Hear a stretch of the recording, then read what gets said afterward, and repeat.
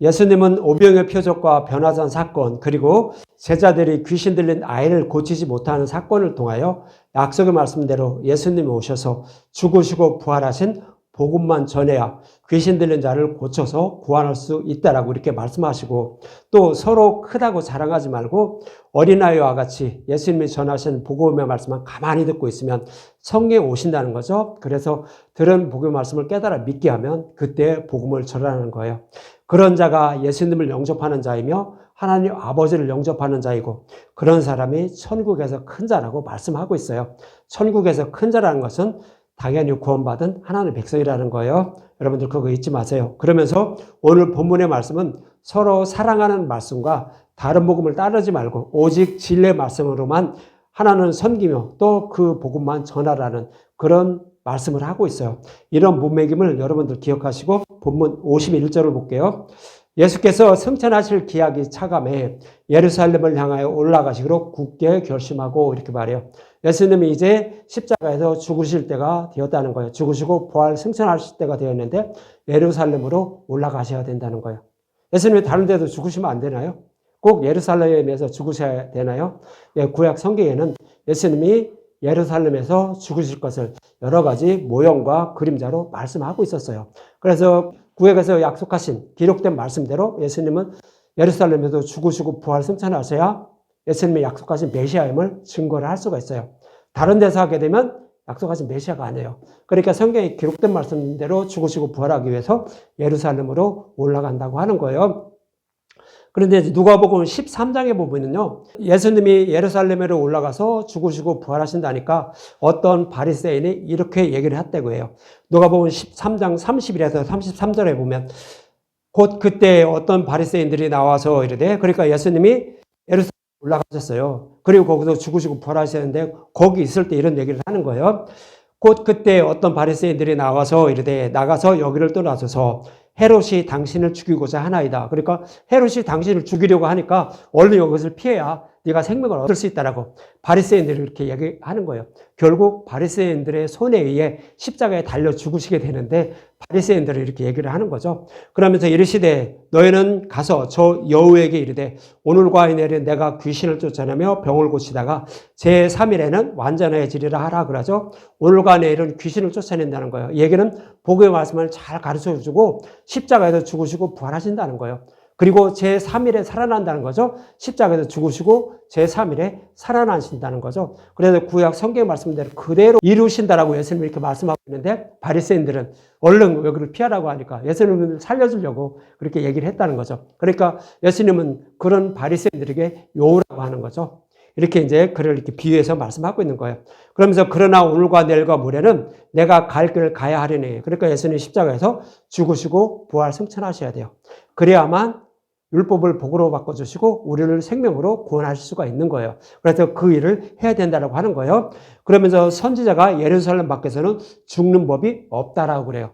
이 얘기는 뭐냐면 선지자는 예루살렘 밖에서 죽는 법이 없다라는 것은 구약에 모세와 같은 선지자가 와서 예루살렘에서 죽으시고 부활 승천하셔서 우리를 구원하실 것을 말씀하고 있다는 얘기예요. 그래서 그 약속의 말씀을 그대로 다 이루어 주신다는 그런 의미가 바로 이 말씀인 거예요. 그래서 구약 성경에는 정말로 예수님 오시면 예루살렘에서 죽으시고 부활할 것을 말씀하고 있었나요? 여러 가지 모형과 그림자로 말씀을 하고 있었어요. 먼저 창세기 22장 2절에 보면 이런 말씀을 하고 있어요. 여호와께서 이르시되 내 아들 내 사랑하는 독자 이삭을 데리고 모리아 땅으로 가서 내가 내게 일러준 한 산 거기서 그를 번제로 드리라 그러죠. 100세에 난 자기 아들 이삭을 모리아 산으로 가서 거기서 번제로 여호와께 드리라라고 이렇게 말해요. 그래서 이제 아브라함은 아침 일찍 일어나서 그 종들과 함께 그 이삭에게 그 번제물 쓸 그 나무를 치고 그리고 모리아산을 오르는 그런 모습을 이렇게 그려주죠. 그리고 나서 결국 모리아산에 이삭을 번제로 드리게 돼요. 물론 그 이삭이 죽는 것이 아니라 하나님께서 예비하신 그 양을 대신 이제 나중에는 번제로 드리게 되는데, 이 모습이 뭐냐면 아브라함에게 약속하신 대로 아브라함의 후손으로 오실 예수님이 십자가를 지고 골고다 언덕에 올라가서, 그러니까 모리아산이에요. 거기가 골고다 언덕에 올라가서 십자가에서 죽으시고 부활하셔서 번제물이 되실 것임을 말씀하고 있는 거예요. 그래서 아브라함에게 약속하신 말씀대로 천하 만민을 구원하실 것을 말씀하고 있는 장면이 바로 아브라함이 이삭을 데리고 모리아산에 올라가서 번제로 드려지는 모습이에요. 이 모리아산이 어디 있냐면 예루살렘에 있어요. 그래서 예수님은 그 예루살렘에 올라가서 그대로 십자가에서 죽으시고 부활하실 것을 오늘 본문에서 말씀을 하고 있었던 거예요. 그럼 이 이삭만 이렇게 해서 번제를 드린다고 모형으로 그려졌을까요? 아니요. 그 뒤에 약 1000년 후에 이제 다윗이 예루살렘, 이스라엘 땅 온 땅을 정복하고요. 그리고 나서 인구조사를 해요.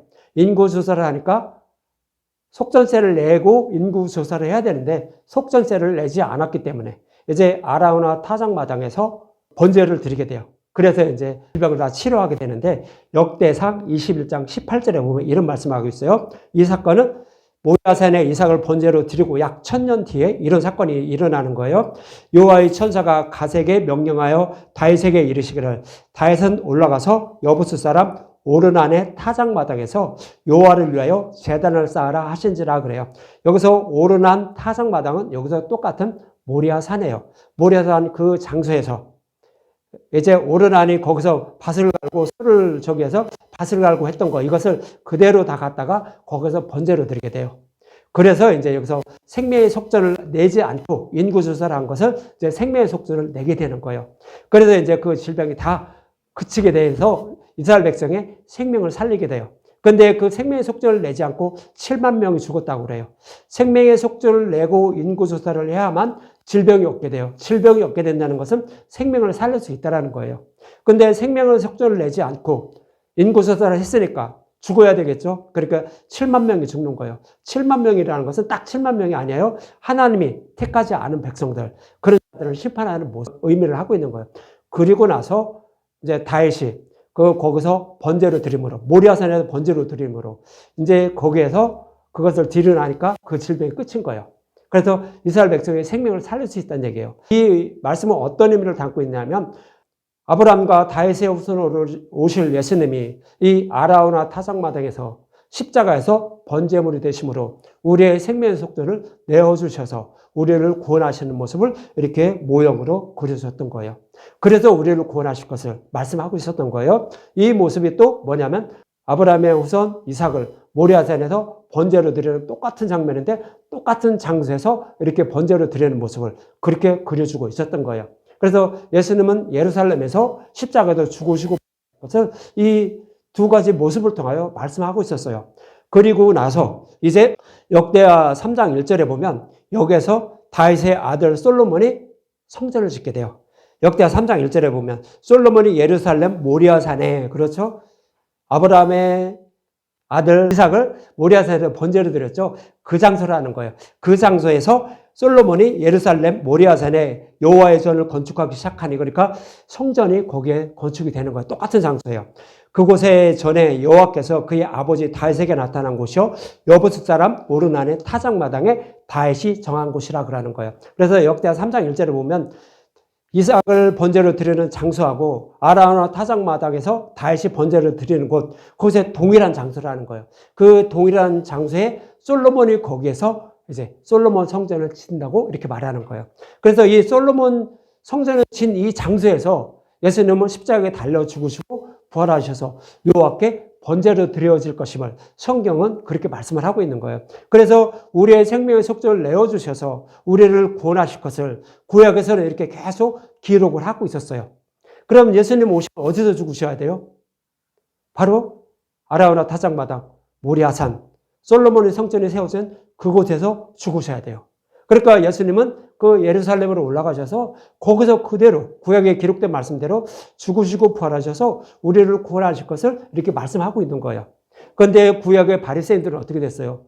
예수님이 메시아임을 증거하지 못하니까, 그러니까 배척하고 있으니까 거기서 죽으면 안 된다라고 그 헤롯이 너를 죽이려고 하니까 얼른 도망가라고 이렇게 계속 얘기를 했던 거죠. 그러나 예수님은 나는 약속하신 메시아라는 거죠. 그런 자들의 생명을 구원하기 위해서 오셨으니까 나는 떠나지 않고 이곳에서 죽으시고 부활하실 것을 이렇게 말씀을 하고 있었어요. 그리고 이제 또 이 말씀 말고요. 구약에서는 또 여러 가지 모형과 그림자로 말씀을 하고 있었어요. 여호와께 예배를 드리고 제사를 드리려면 여호와께서 택하신 장소에서만 예배를 드리고 제사를 드리라고, 번제를 드리라고 구약 성경에서는 계속 말씀을 하고 있었어요. 그러면서 또 신명기 16장 5절과 7절에 보면 이런 말씀하고 있었어요. 신명기 16장 5절과 7절. 유월절 제사를 내 하나님 여호와께서 내게 주신 각 성에서 드리지 말고, 그러니까 유월절 양의 고기를 잡고 유월절 양의 제사를 드리게 되는데, 그 유월절에 행사를 하게 되는데 그것은 다른 데서 하면 안 된다는 거예요. 꼭 어디서 하냐면 여호와께서 택하신 장소. 여호와께서 택하신 장소는 뭐예요? 모리아산, 아라노 타작마당, 솔로몬 성전이 지어진 그곳이에요. 그러니까 거기에서만 유월절로 잡고 여호와께 예배를 드리라는 거예요. 이 말씀은 무슨 얘기냐면 저와 여러분들이 그냥 아무 데서나 예배를 드려도 되는데 무엇을 가지고 예배를 드려라? 기록된 말씀대로 오셔서 기록된 말씀대로 예수님 십자가에서 죽으시고 부활하심, 그 진리의 말씀으로만 하나님을 섬기며 예배를 드리라고요. 그 예배를 드리는 자가 유월절을 지키는 자이며 그런 예배만 하나님이 받으신다는 얘기예요. 그런 의미에서 유월절 제사를 내 하나님 여호와께서 내게 주신 각 성에서 드리지 말고 오직 내 하나님 여호와께서 자기의 이름을 두시려고 택하신 곳에서 내가 애굽에서 나오던 시가 곧 소저녁 해질 때 유월절 제물을 드리고 내 하나님 여호와께서 택하신 곳에서 그 고기를 구워 먹고 아침에 내 장막으로 돌아갈 것이니라 그러죠. 그러니까 이 솔로몬 성전이 있는 그곳에 가서 유월절 양 고기를 잡는데 어떻게 잡으라고요? 해질 때 잡으래요. 애굽에 있던 이스라엘 백성들도 유월절 양을 잡을 때 해질 때 잡았어요. 그럼 해질 때 잡는다는 얘기는 뭐예요? 예수님이 십자가에서 달려 죽으시는데 해질 때 죽는 거예요. 정말로 예수님은 십자가에 달려 죽으실 때 해질 때 죽으시게 돼요. 그렇게 해서 그 약속의 말씀을 다 이루어 주셔서 우리를 구원하시는 그 예수님의 살과 피를 먹어야 우리는 구원받게 된다라고 초저녁 해질 때 유월절 제물을 잡고, 그러니까 유월절 양을 잡고 그곳에서 택하신 곳에서, 그러니까 기록된 말씀대로 죽으시고 부활하신 예수님에 대한 예수님의 살과 피죠. 그것을 이제 그 고기를 먹으라는 거예요. 그러니까 유월절 양의 고기가 뭐예요? 예수님의 살과 피예요. 그것을 우리는 먹어야 된다는 거예요. 그러니까 구약 성경에 기록된 말씀대로 오셔서 성경에 기록된 말씀대로 십자가에서 죽으시고 부활하신 예수님에 대해서 우리는 알아야 된다는 거예요. 그래야 우리는 생명을 살리게 된다는 거예요. 그런 자가 유월절을 지키는 자이며 또 예수님의 살과 피를 먹는 자가 돼서 믿음의 용사가 돼서 우리는 구원받게 된다라고 신명기에서도 이렇게 말씀을 하고 있었던 거예요. 그래서 신명기에서도 예수님의 유월절 날, 유월절 양이 돼서 여호와께서 택하신 곳, 그러니까 솔로몬 성전이 있는 곳, 이삭을 번제로 드린 것, 아라노 타작마당에서 다시 번제로 드린 것, 이 예수님에 대해서 알아야만 우리는 구원을 받게 된다라고 신명기에서도 이렇게 말씀을 하고 있었던 거예요. 그래서 이렇게 그 일을 이루어 주시기 위해서 예수님이 이렇게 예루살렘으로 올라간다라고 하는데 오늘 본문 52절과 53절에는 이렇게 말하죠. 사자들을 앞서 보내심에 그들이 가서 예수를 위하여 준비하려고 사마리아인의 마을로 들어갔더니, 그러니까 이제 예루살렘을 향하여 가는 거예요. 그런데 가는 도중에 사마리아에 도착한 거예요. 그러니까 거기 들어갔다는 거예요. 예수께서 예루살렘을 향하여 가시기 때문에 그들이 받아들이지 아니하는지라 그래요. 예수님이 기적과 이적을 행하시면서 그들에게 먹을 것도 주고 많은 병자들을 고쳐주시고 막 이러면서 행하여 주셨어요. 그런데 사마리아에 들어가서 이제 거기를 거쳐서 예루살렘으로 들어간다고 했더니 전에는 예수님만 오면 우르르 몰려가서 이렇게 따라가고 그랬는데 사마리아에 딱 갔더니 그냥 아무 반응도 없이 안 따라가, 오지 마 하면서 이렇게 배척을 했다는 거예요. 이 얘기는 뭐예요? 그동안 사마리아 사람들은 어떤 마음으로 예수님을 섬겼을까요? 기적과 이적을 행하시고 우리가 병이 들려도 다 고쳐주시고 먹을 것 필요하면 다 해결해주는 그런 예수님으로만 알고 있었던 거예요. 그런데 그냥 사마리아를 거쳐서 예루살렘으로 간다는 이 말을 딱 들으니까 어떻게 돼요? 우리하고 상관없네. 우리한테 오는 게 아니네. 하고 그냥 배척해버렸다는 거예요. 이 말씀은 이 사마리아인들의 신앙이 어떤지 알 수 있는 거예요. 사마리아 신앙들은 예수님이 오셔서 우리의 생명의 속전이 되어주셔서 모든 죄를 대속해 주시고 구원해 주시려고 오신 예수님임을 알고 믿어서 구원받으려고 한 게 아니에요. 이 땅에서 잘 먹고 잘 살면서 편하게 살면서 구원을 받을 목적으로 예수님을 섬겼다는 얘기예요. 그러니까 예수님이 떠나가신다 하니까 그냥 배척해버렸다고 하는 거예요. 그럼 이 말씀을 통해 우리가 알 수 있는 것은 뭐죠? 우리의 신앙이 어떠해야 되는지 다시 한번 생각해 보라는 뜻이에요. 우리의 신앙도 예수님을 믿으면 잘 먹고 잘 살고 우리 병도 모두 고침을 받고 내가 원하는 거 다 얻게 돼서 이 땅에서 편안하고 내가 이제 잘 살다가 저 천국에 들어가게 하실 예수님으로 알았던 거예요.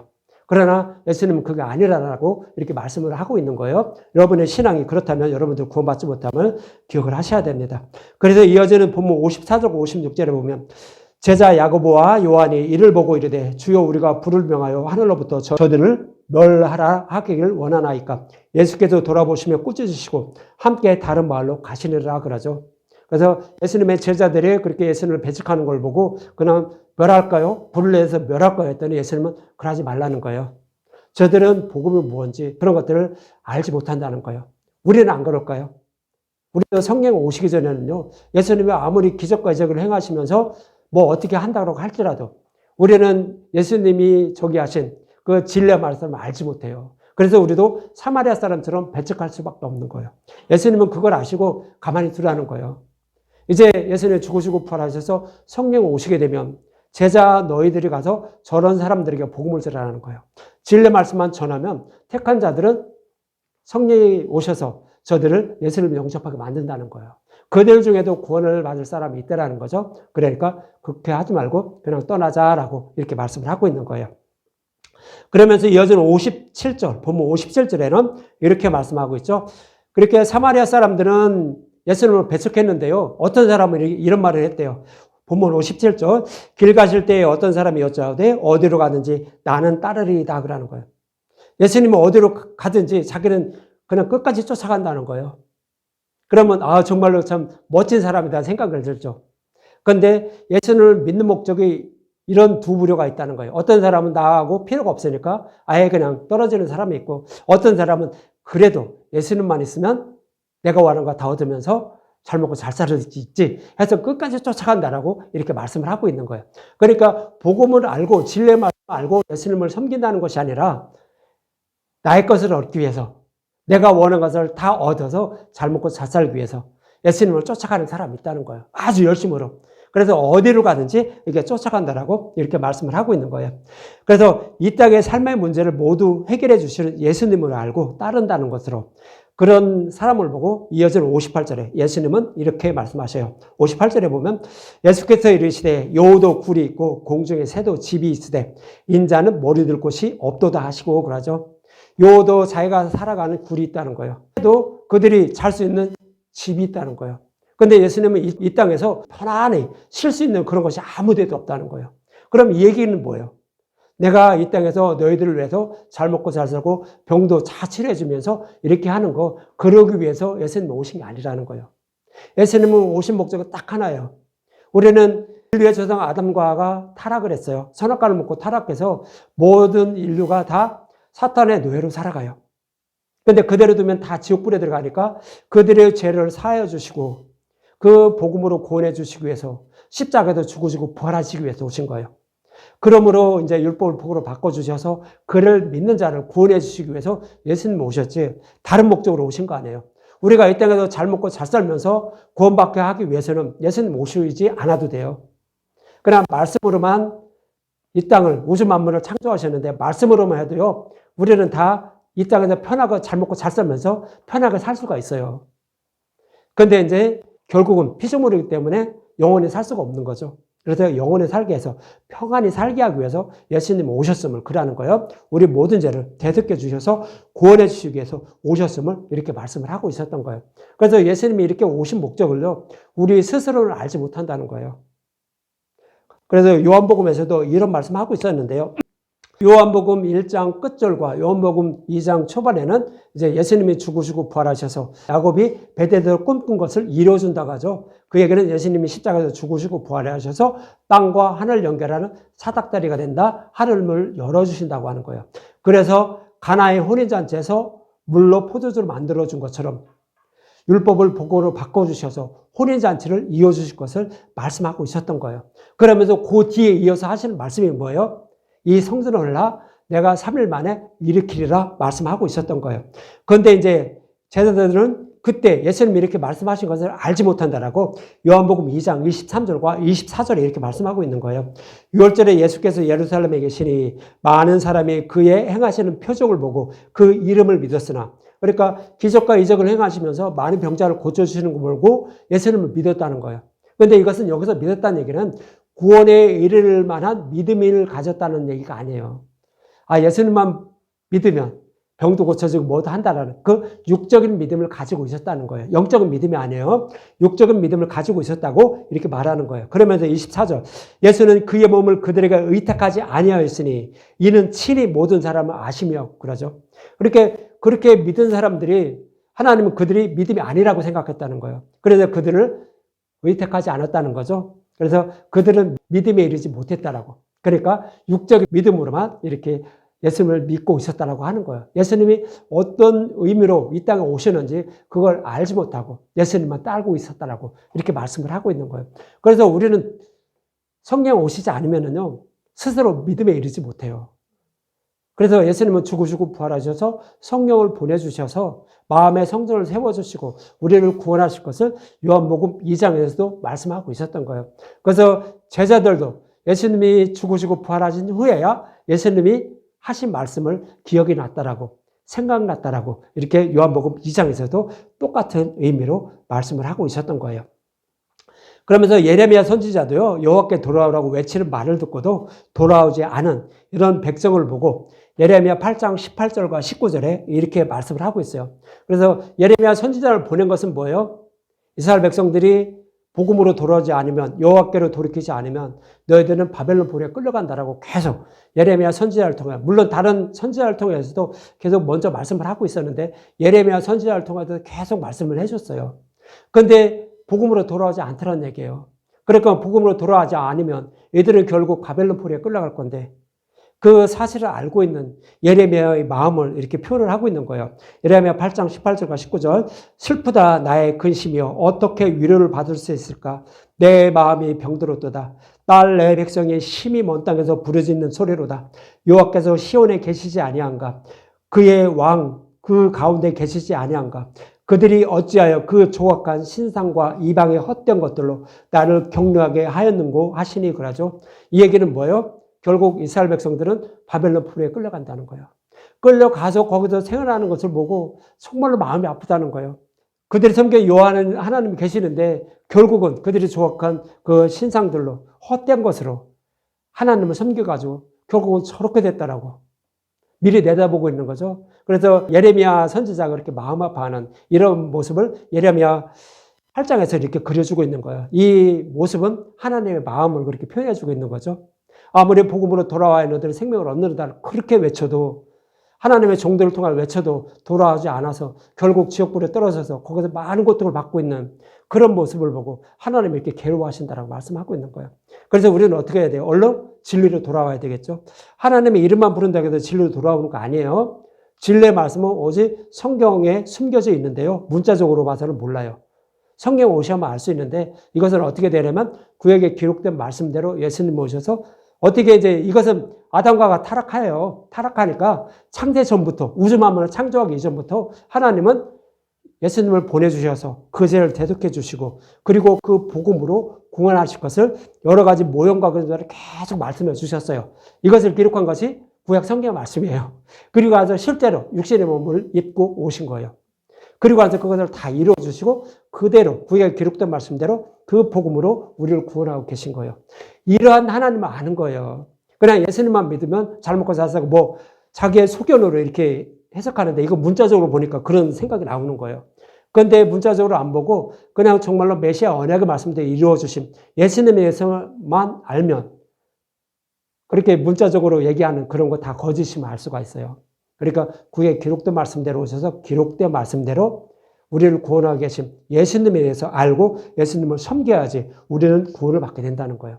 그런데 그런 복음으로 돌아오지 않고 하나님만 자기의 열심으로 땀 흘려서 정말 밤낮 자지도 않고 그렇게 하나님의 이름을 부르며 섬긴다고 할지라도 구원받지 못함을 성경은 이스라엘 백성의 모습을 통하여 이렇게 말씀을 하고 있는 거예요.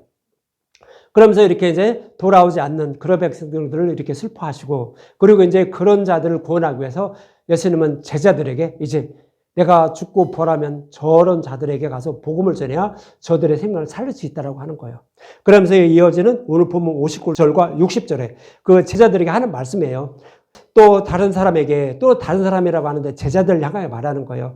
또 다른 사람에게 나를 따르라 하시니 그가 이르되 나로 먼저 가서 내 아버지를 장사하게 허락하옵소서. 이르시되 죽은 자들로 자기의 죽은 자들을 장사하게 하고 너는 가서 하나님 나라를 전파하라 하시고 그러죠. 문자적으로 보면 어떻게 해요? 자기 아버지가 죽었는데 장사하고 예수님을 따른다고 하니까 예수님이 거절해버린 거예요. 그럼 참 너무하죠, 예수님은. 근데 이 말씀은 어떤 의미로 말씀할까요? 육적으로 죽으신 자기 아버지, 친아버지가 육적으로 죽었으면 장사하고 가야 되는 거 맞아요. 예수님도 그거 저기 하는 거 아니에요. 근데 문자적으로 보면 그게 아니죠. 근데 여기서 그 아버지는 누구냐면 우리도 하나님을 누구라고 불러요? 아버지. 그죠? 근데 진리 말씀을 따르지 않고 다른 복음을 따르는 자들도 아버지가 있어요. 유대인들도 아버지가 있다고요. 아버지가 누구예요? 하나님 아버지예요. 똑같아요. 근데 다른 복음으로 따르니까 다른 아버지가 된 거예요. 그래서 여기서 아버지가 죽었다는 것은 뭐예요? 아버지가 죽었다는 것은 다른 복음을 따르고 있는 거.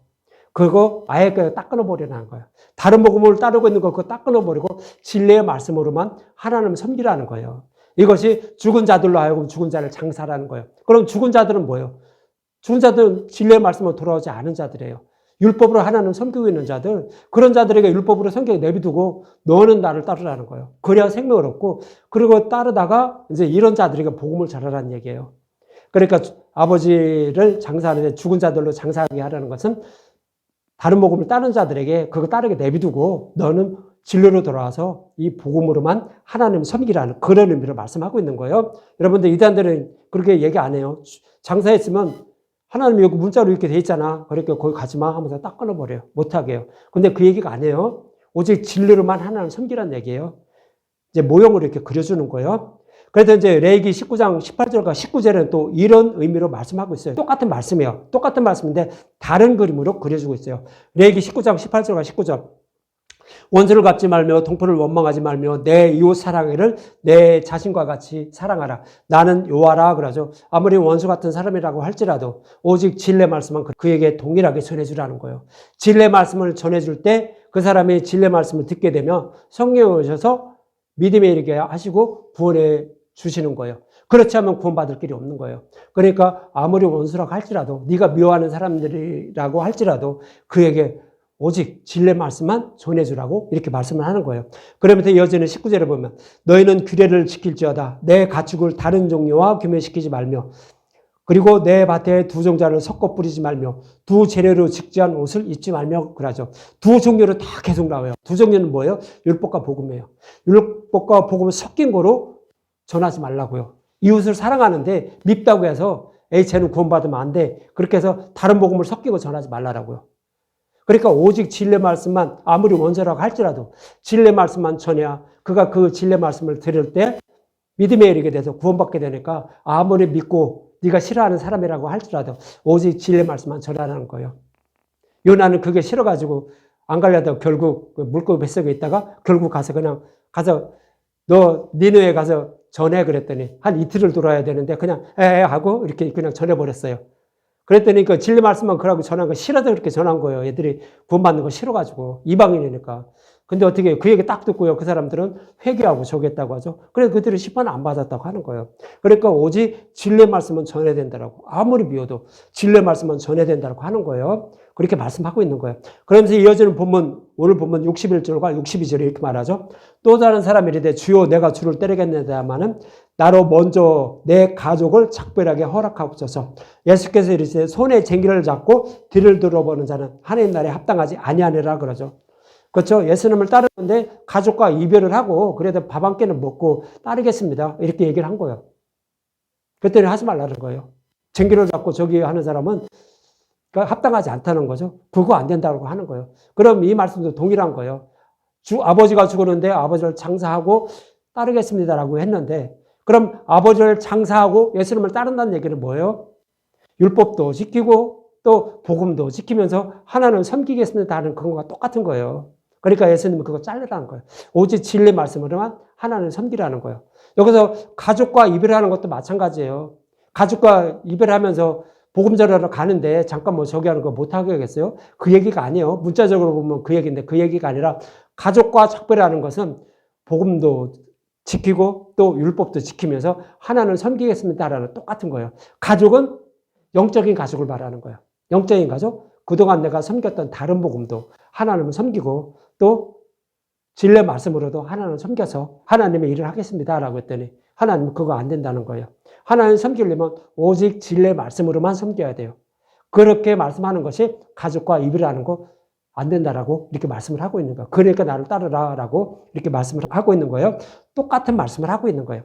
오직 진리의 말씀만 따르며 전해야만 듣는 사람들이 누리기 없는 복의 말씀을 듣게 돼서 그들도 성령에 오셔서 구원받게 되면 똑같은 모습으로 그려주는 거예요. 문자적으로 보시면 안 돼요.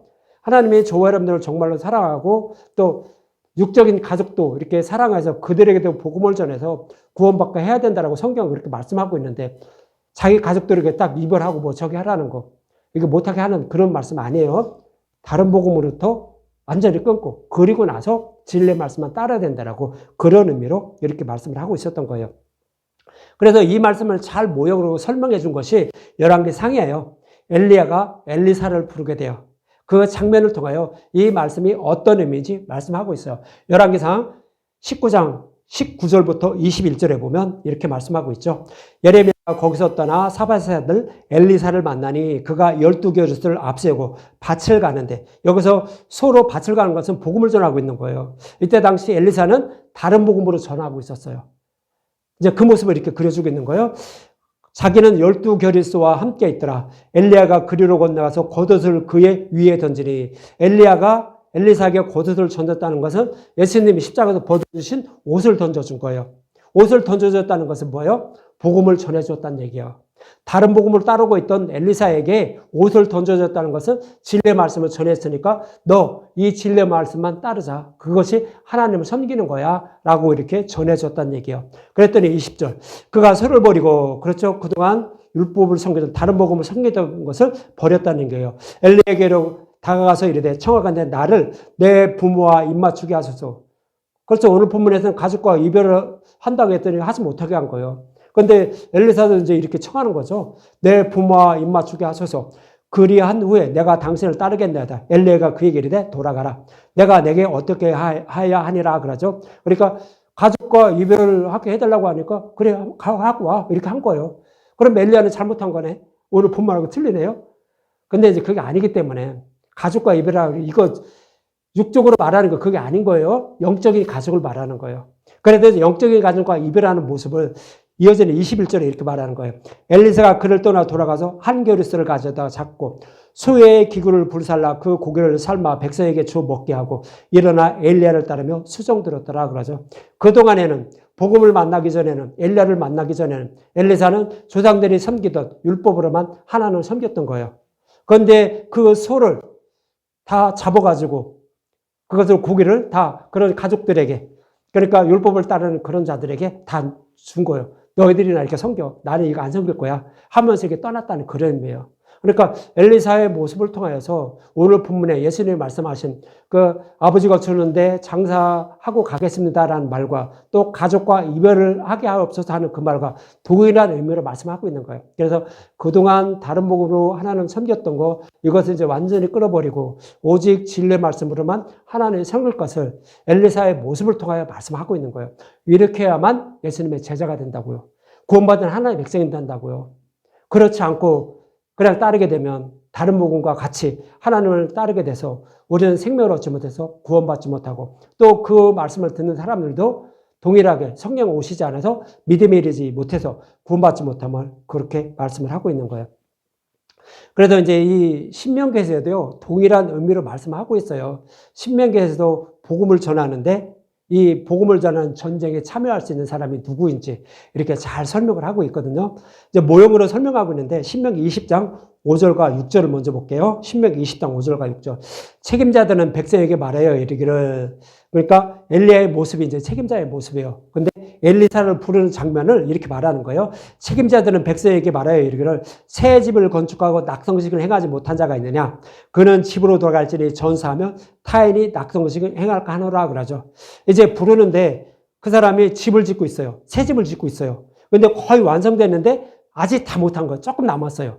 근데 그를 부르고 있는 거예요. 그랬더니 그런 사람은 안 된다는 거예요. 그러니까 복음 전도자로 쓰임을 받지 못한다는 거예요. 구원받지 못한다는 얘기예요. 왜 그러죠? 여기서 집을 짓고 있다는 얘기는 믿음이라는 집을 짓고 있는데 복음의 말씀을 들으면서 믿음이라는 집을 짓고 있는데 아직 믿음에 이르지 못한 거예요. 완전히 믿음에 이르지 못했다고요. 근데 그런 사람이 복음을 전하면 어떤 복음을 전할까요? 다른 복음을 섞인 것을 전하게 되겠죠. 그거 안 된다고 하는 거예요. 오직 믿음의 용사만, 그러니까 믿음으로 거듭난 용사만 복음의 말씀만 전하게 돼서 전쟁에 나가서 생명을 살릴 수 있다는 거예요. 다른 복음과의 전쟁에서 승리해서 죽어가는 영혼을 살릴 수 있다라고요. 그러니까 그런 자만 저기 하지, 아직 믿음에 이르지 못한 사람은 복음을 전하면 안 된다는 거예요. 그렇게 말씀하고 있는 거예요. 그러면서 6절에 포도원을 만들고, 포도원도 마찬가지죠. 포도 농사를 짓는 거예요. 포도 농사를 짓는데 포도원을 만들고 그 과실을 먹지 못한 자가 있느냐. 그러니까 한참 농사를 짓고 이제 거의 다 익었어요. 따먹으면 되는데 이거 따먹지도 못한 자가 있다는 거예요. 그런 사람도 전쟁에 참여하지 못한다고 집으로 돌아가라는 거예요. 그럼 포도를 만들고 과실을 따먹지 못한 것은 뭐예요? 똑같은 거예요. 집을 건축하는데 믿음이라는 집을 짓는데 완전히 다 짓지 못한 거예요. 믿음이 이르지 아직 못한 거예요. 조금 남은 거예요. 그런 사람과 똑같은 거예요. 이것이 포도를 만들고 그 과일을 따먹지 못한 사람. 똑같은 거예요. 아직 믿음이 이르지 못한 사람. 이런 사람은 복음을 전할 때 다른 복음을 전하게 되므로 구원받지 못하게 한다는 거예요. 그런 사람은 사역할 수가 없다는 거예요. 믿음의 용사로 거듭나게 하지 못한다는 그런 의미를 말씀하고 있는 거예요. 그러면서 이어서 7절과 8절에 보면 여자와 약혼하고 그와 결혼하지 못한 자가 있느냐 그는 집으로 돌아갈지니 전수하면 타인이 그를 데려갈까 하노라 하시고 그러죠. 여자와 약혼했는데 결혼을 지금 못했다는 이것도 똑같은 거예요. 이제 믿음의 용서로 아직 조금 남은 거예요. 거듭나지 못한 거예요. 그런 사람도 똑같다는 거예요. 그것이 여자와 약혼하고 결혼하지 못한 자예요. 그리고 자들은 백성에게 말하여 이르기를 두려워하여 마음이 허약한 자가 있느냐 그는 집으로 들어갈지니 그의 형제의 마음도 그의 마음과 같이 낙심될까 하노라 그러죠. 두려워한다는 것은 뭐예요? 진리의 말씀을 아직 다 모르는 거예요. 율법과 복음을 완전히 구별하지 못하는 거예요. 알긴 아는데 진리의 말씀이 무엇인지 정확히 모르는 거예요. 이런 사람 동일한 의미로 말씀하고 있는 거예요. 믿음에 이르지 못한 사람. 이런 사람이 복음을 전하게 되면 누룩과 꿀을 넣어서 자기 소견으로 성경의 말씀을 해석해서 전하게 돼요. 그러면 어떻게 되죠? 그 말씀을 듣는 사람이 믿음의 용사로 거듭나지 못해서 구원받지 못한다는 거예요. 그러니까 믿음에 이르지 못한 사람은 뭐를 전할까요? 자기네 소견을 해석해서 여기 성경에 이렇게 말씀하고 있잖아. 저 아버지 장사하지 말고 너 가지 말라고 하잖아. 가지 마. 이렇게 한다고요. 그러면서 예수님만 믿으면 잘 먹고 잘 살아 하면서 이렇게 전한다고요. 아니, 그건 믿음이 이르지 못한 사람들이에요. 성경 무슨 말씀하는지 모른다고요. 이런 사람은 전쟁에 참여할 수가 없다. 복음을 전하는 그런 사람이 될 수가 없다라는 거예요. 예수님의 제자가 예수님의 종이 될 수가 없다라고 이렇게 말씀을 하고 있는 거예요. 이처럼 예수님은 성경에 기록된 말씀대로 예수님에 올라가 죽으시고 부활하신 복음으로 천하 만민을 구원하시는데 오직 누리기 없는 복음의 말씀만 전해야 잃어버린 백성을 구원할 수 있다는 뜻으로 아버지도 장사하지 말고 가족과 입맞추지도 말고 오직 복음만 전하라는 뜻으로 그동안 섬기던 다른 복음을 끊어버리고 오직 진리의 말씀으로만 하나님을 섬기며 진리의 말씀만 전하는 자가 되어야 한다라고 오늘 본문에서 말씀을 하고 있는 거예요. 여러분들 이 말씀을 잊지 마시고 예수님에 대해 말씀하고 있는 모든 성경을 예수님에 대해 자세히 풀어주는 말씀만 듣고 먹어서 여러분들도 영원한 생명을 얻고 또 여러분들 주위에 있는 사람들에게도 복음을 전해서 영원한 생명을 얻게 하는 저와 여러분이 되시기 바랍니다.